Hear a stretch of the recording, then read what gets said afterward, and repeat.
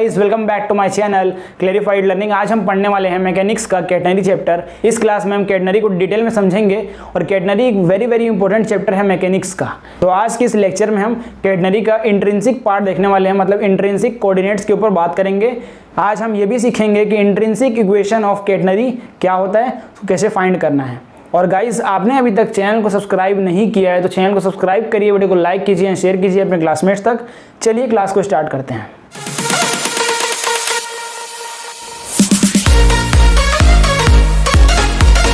सबसे पहले हम समझते हैं कि कैटनरी क्या होता है। कैटनरी कर्व शेप को हम कैटनरी कहते हैं। अगर आप किसी दो पॉइंट में किसी चेन को टांग देते हैं इस तरीके से, किसी दो पॉइंट में आप किसी चेन को टांगते हैं इस तरीके से, और वो जो शेप क्रिएट होता है, वहाँ से जो शेप क्रिएट हो रहा है इस कर्व टाइप का, वो जो कर्व शेप है उसी को हम कैटनरी कहते हैं। उसको डायग्राम के थ्रू समझते हैं। किसी दो पॉइंट में हमने क्या किया, किसी चेन या किसी स्ट्रिंग या किसी रस्सी को बांध दिया इस तरीके से।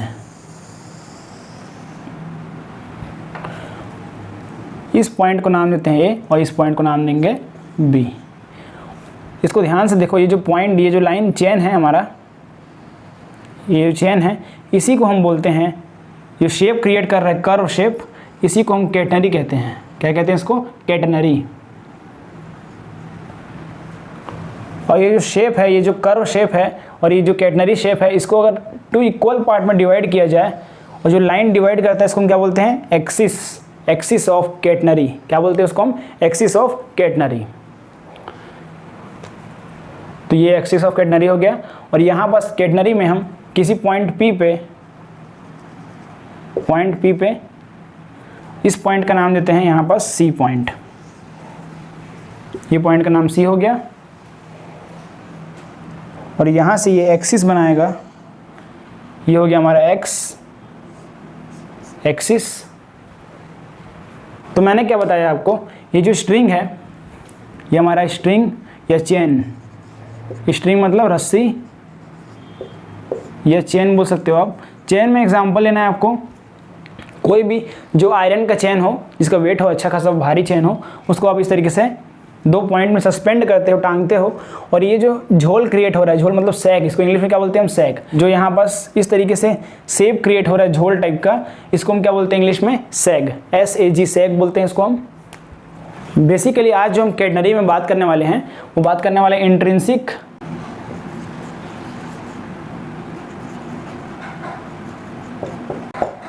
कोऑर्डिनेट्स के ऊपर।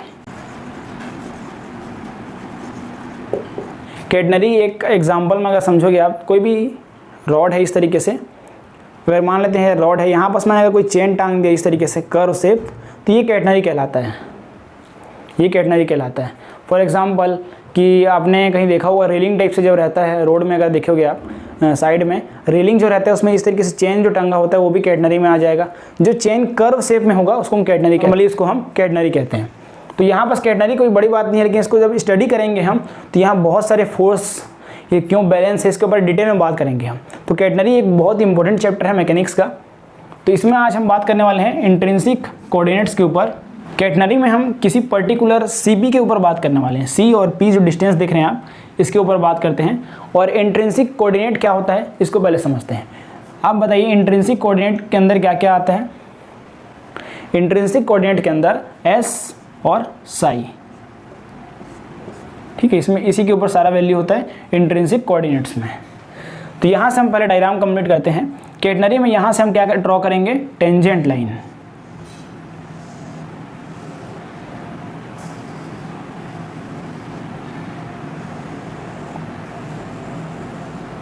और ये टेंजेंट लाइन है, इसका नाम यहाँ देते हैं T। और यहाँ जो एंगल क्रिएट कर रहा है, टेंजेंट लाइन जो है, यहाँ जो एंगल क्रिएट कर रहा है यहाँ बस, ये कहलाएगा हमारा साई। ये टेंजेंट लाइन किसको बोलते हैं? जो किसी एक पॉइंट पे टच करता हो, किसी सरफेस पे एक पॉइंट पे, किसी कर्व को अगर एक पॉइंट में टच करता है उसको हम टेंजेंट लाइन बोलते हैं। और टेंजेंट लाइन को हम फोर्स के थ्रू भी एक्सप्लेन करते हैं। और टेंजेंट लाइन जो है हमारा, ये अगर किसी एंगल, किसी एक्सिस पे एंगल बना रहा है, इसको हम साई बोलते हैं। इसको क्या बोलते हैं? साई। पॉइंट C से पॉइंट P तक का जो डिस्टेंस है इसको हम क्या बोलते हैं? S। इसको हम क्या बोलते हैं? S बोलते हैं। तो यहाँ से इंट्रिंसिक का वैल्यू निकल के आ गया। इंट्रिंसिक कोऑर्डिनेट्स में पहला एंगल जो यहाँ साई क्रिएट कर रहा है, पहला एंगल जो साई बन रहा है, एंड यहाँ C to P का डिस्टेंस जो है इसको हम S कहते हैं। यहाँ पे जो पॉइंट है इसका नाम देंगे हम D, और इस पॉइंट पे यहाँ सेंटर पॉइंट पे जो C का है, यहाँ से एक लाइन जाएगा, फोर्स लगेगा, उसका फोर्स का नाम है T0। और ये जो फोर्स है ये अपोजिट डायरेक्शन में है, मतलब कि ये एक्सिस, ये पॉजिटिव एक्सिस है, इधर हमारा माइनस नेगेटिव एक्सिस होता है। तो ये T0 जो फोर्स है वो नेगेटिव एक्सिस की ओर में है, नेगेटिव एक्सिस के डायरेक्शन में है। अब ध्यान से देखो, ये जो फोर्स है, ये जो टेंशन है, टेंशन कब लगता है? टेंशन एक फोर्स होता है। टेंशन क्या होता है? एक फोर्स होता है। तो टेंशन फोर्स कब लगता है? टेंशन फोर्स हमेशा किसी रस्सी पे लगता है। फॉर एग्जांपल मैंने जब क्या बताया था आपको एक टाइम में कि यहाँ पास कोई टेंशन फोर्स समझने का एक तरीका है कि यहाँ पास मान लेते हैं कोई रस्सी सस्पेंड है, उसमें कोई मास एक्ट कर रहा है, तो इसमें टेंशन फोर्स किस डायरेक्शन में लगेगा? अगर मास नीचे की ओर है तो उसको बैलेंस कौन कर रहा है? ऊपर की ओर कौन खींच रहा है? टेंशन फोर्स खींच रहा है, मतलब इसको रोकने की कोशिश करेगा ना वो। तो जैसे रस्सी है, रस्सी का टंगा क्यों होता है? वो यहाँ पास किसी कोई बॉडी टंगा क्यों है, मतलब यहाँ लटका क्यों है? क्योंकि यहाँ पास टेंशन फोर्स T एक्ट कर रहा है अपोजिट डायरेक्शन में, तभी तो ये पकड़ के रखा है। अगर टेंशन फोर्स और ये मास, इन दोनों में अगर मास का वेट ज़्यादा हो जाए, फोर्स ज़्यादा हो जाए, तो क्या होगा? रस्सी टूट जाएगा, तो बैलेंस नहीं कर पाएगा। तो वही है टेंशन फोर्स, रस्सी में ऐड करता है हमारा टेंशन फोर्स। तो यहाँ पास भी हम क्या किए हैं? चेन टांगे हैं, तो चेन में क्या ऐड कर रहे हैं? यहाँ पास स्ट्रिंग या चेन टांगे हैं, तो यहाँ क्या ऐड करेगा? Tension force. इस डायरेक्शन में अगर पार्टिकल लटका हुआ है तो टेंशन फोर्स इस डायरेक्शन में ऐड कर रहा है, और यहाँ जो टेंशन फोर्स ऐड कर रहा है उसको नाम दिया हम T0। और ये जो डायग्राम देख रहे हो आपको इसको दिमाग में बैठा लेना कि ये सारा फिक्स पॉइंट्स हैं। मतलब ये है कि अगर ये टेंशन फोर्स है, ये हर डायग्राम में आपको ऐड करना ही है, क्योंकि जब ये आप सैग क्रिएट करोगे, मतलब जब ये कैटनरी बनाओगे, तो ये सारा फिक्स पॉइंट्स है, मतलब फिक्स फोर्स है। ये टेंशन फोर्स एक्ट करना ही है, ये T0 भी एक्ट करेगा ही, एंगल साई भी बनाएगा ही, और यहाँ का यहाँ डिस्टेंस ऐसा रहना ही है। ये सारे फिक्स हैं, इसको आपको दिमाग में बैठा लेना है प्रैक्टिस के थ्रू, ठीक है।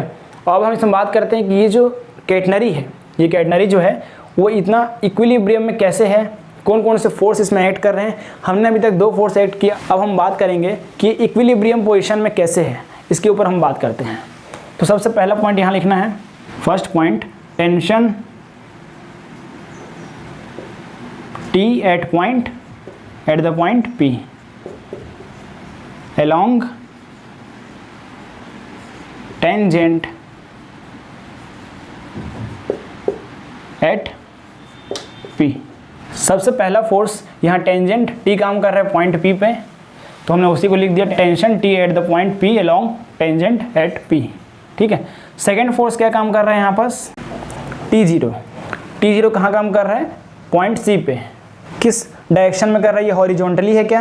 ये हॉरिजॉन्टली डायरेक्शन में टेंशन काम कर रहा है, तो इसको हम लिखेंगे अब tension T0 at the lowest point C acting horizontally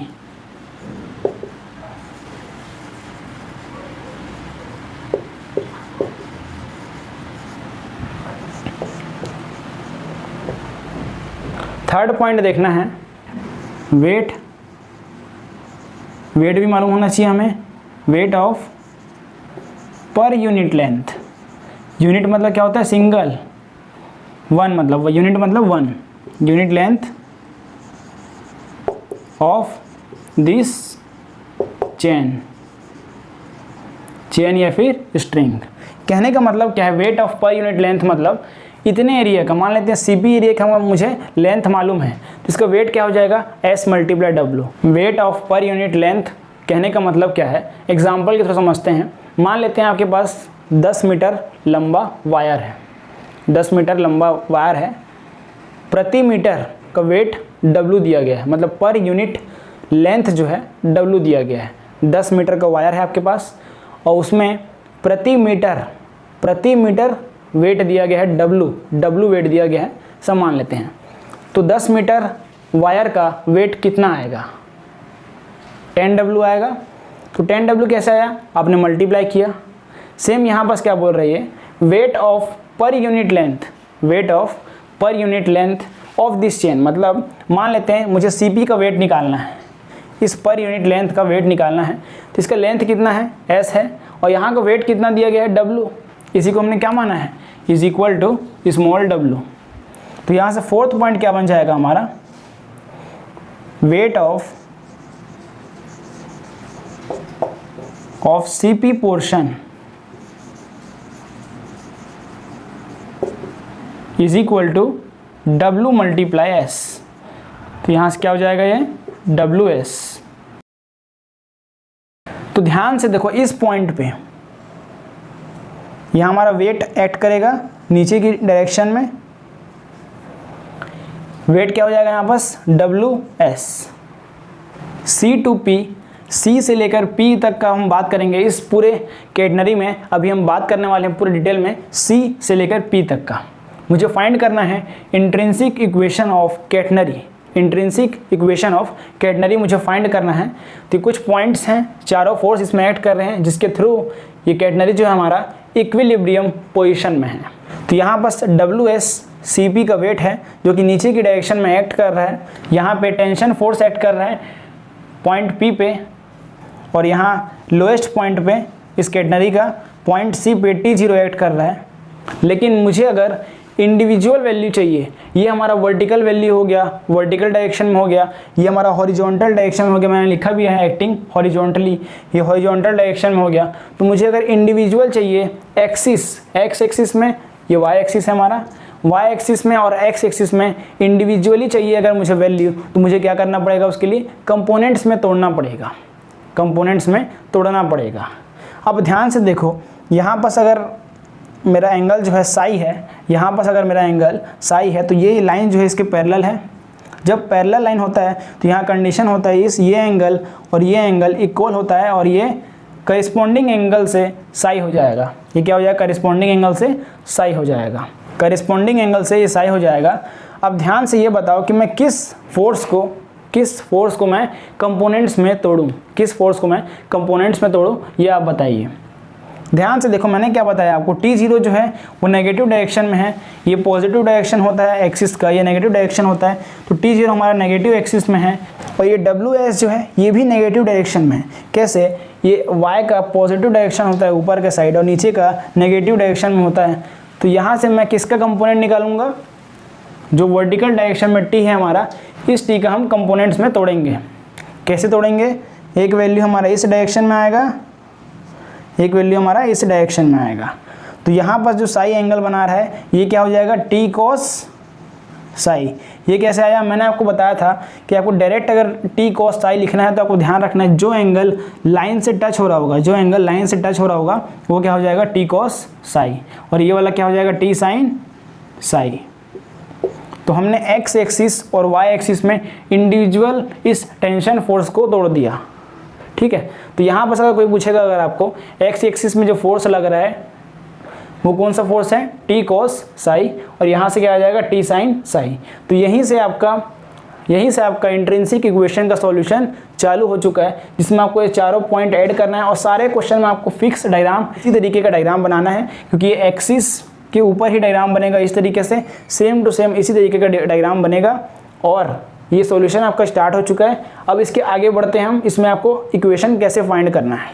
यहाँ ध्यान से देखो, यहाँ WS जो है ये वेट जो है इस CP का, ये जो वेट है CP का, ये किस डायरेक्शन में है, नीचे की डायरेक्शन में है, और इसकी जस्ट अपोजिट डायरेक्शन में वर्टिकली Y एक्सिस में T sin साई एंगल जो है ये बैलेंस कर रहा है। ये फोर्स जो है इस फोर्स को बैलेंस कर रहा है। तो मैं क्या लिख सकता हूँ, T बैलेंस करने का मतलब क्या होता है, इज इक्वल टू मैथमेटिक्स में हो जाएगा T sin psi is equal to W multiply S।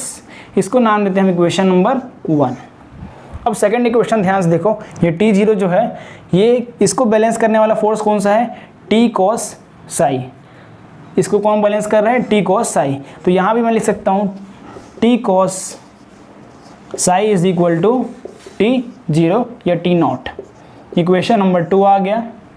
इन दोनों इक्वेशन को डिवाइड करने पे क्या आएगा हमारा, यहाँ लिखते हैं इसको, ये हो जाएगा T sin साई अपॉन में T cos psi is equal to WS upon में T0।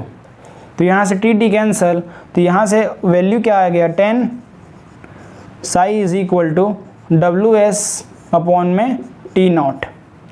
अब हमें इसके आगे सिंप्लीफाई करने के लिए टी नॉट का कुछ वैल्यू मानना पड़ेगा। तो टी नॉट का वैल्यू हम क्या मान सकते हैं, यहाँ ध्यान से देखो, यहाँ T0 जो है इसको मैंने कैसे लिया, यहाँ लोएस्ट पॉइंट C पे जो फोर्स लगता है इस डायरेक्शन में उसको मैंने टी नॉट लिया, T0 लिया।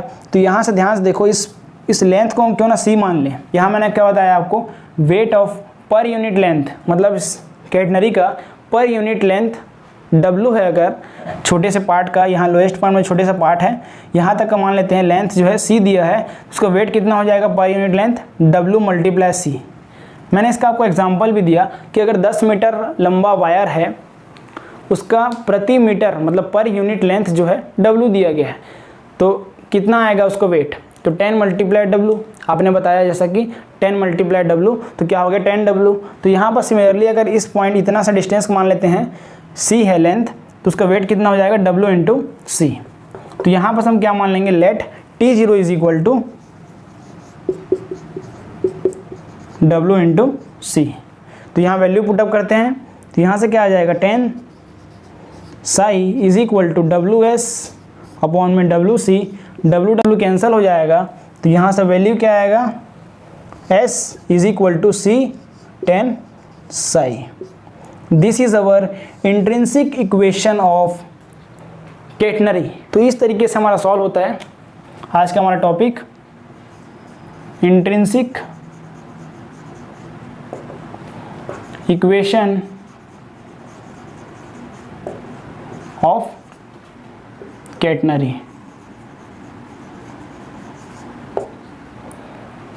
तो ये जो इक्वेशन है इसको क्या बोलते हैं हम, इंट्रिंसिक इक्वेशन ऑफ